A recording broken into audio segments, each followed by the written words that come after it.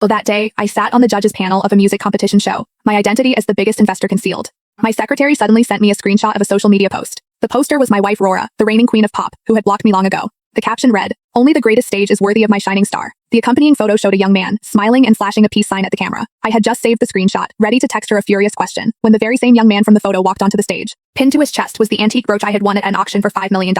And the song he was singing was the love ballad I had written for my wife. I thought for a moment, then raised my phone, recorded a clip of the performance, and sent it to Rora. "Honey, you didn't tell me you were taking my things to do charity work?"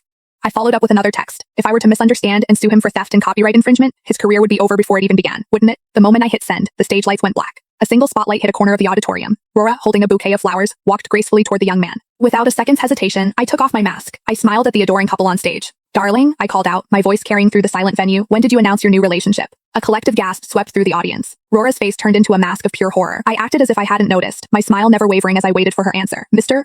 Vaughn, you must be joking. Isn't Rora single?" The host, having barely regained his composure, scrambled to smooth things over. A songwriter on the panel next to me also chimed in. "Exactly. Rora has been in the industry for years without a single scandal. She's completely dedicated to her music. That global hit she released a while back, she spent 6 months in seclusion writing it. Where would she find the time for romance? Besides, she treats her fans like family. If she got married, she would never hide something that huge from them." He then turned warmly to Rora. "Rora, is this contestant your protege? I was just thinking how similar his musical style is to yours." It seemed that in all the commotion he hadn't quite heard what I'd said. I picked up my microphone, raising my voice just enough to be clear. "Honey, when did you take on a student? You never even told me. And you still haven't answered my question." Rora unclenched her fists, forcing a stiff smile. "No, Kai is just a new trainee at the company. We just get along well. I happen to have some free time today, so I stopped by to watch." She stammered through her excuse. Faced with a sea of confused and probing eyes from the audience, she finally bit the bullet. "I'm sorry to take up everyone's time. Allow me to introduce my husband, Alexander Vaughn." The revelation that Rora was secretly married sent a shockwave through the venue. Her guilty eyes refused to meet mine. She kept her head down and asked, "Honey, would you like to come up so everyone can meet you?" I didn't let her squirm for long. As everyone stared in disbelief, I walked confidently onto the stage to stand beside her. "Hello everyone," I said, my voice steady. "I'm Rora's non-celebrity husband, Alexander." Just as Rora let out a sigh of relief, I turned to the boy, Kai, my expression one of polite curiosity. "You must be a new trainee this year, right?